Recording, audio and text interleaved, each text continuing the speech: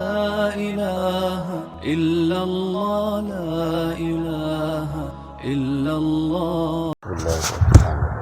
حضرت ابو ہریرہ رضی اللہ عنہ رسول اللہ صلی اللہ علیہ وسلم کا ارشاد بیان فرماتے ہیں، ثلاث لو يعلم الناس ما فيهن ما أخذن إلا بسهمة حرصا على ما فيهن من الخير والبركة، التعظيم بالصلاة والتهجير بالجماعات والصلاة في أول الصفوف۔ تین کام ایسے ہیں کہ ان میں جو خیر و برکت ہے اگر لوگوں کو معلوم ہو جاتی تو اس خیر و برکت پر حرص کرتے ہوئے قرآن اندازی سے یہ تین کام حاصل کرتے۔ نماز کی اذان دینا، جماعت میں جلدی پہنچنا اور پہلی صف میں نماز۔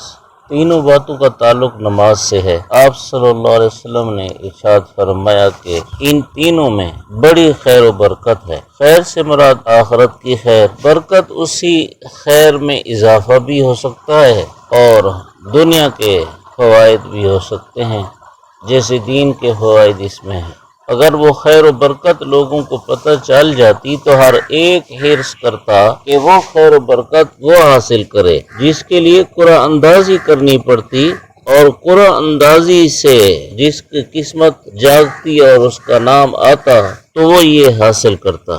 نماز کی اذان بہت عظیم عمل ہے۔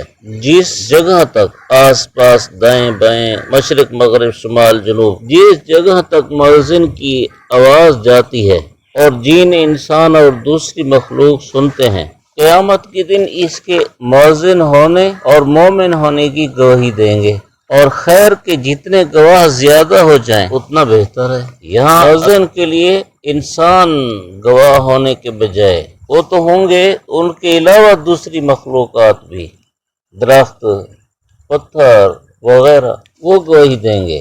دوسرا، جماعت میں جلدی پہنچنا، با جماعت نماز پڑھنے کی کوشش۔ 27 گنا یا 25 گنا نماز کے درجات بڑھ جاتے ہیں، اور اس کی برکت سے خاتمہ بالخیر، خاتمہ بالایمان ہوتا ہے۔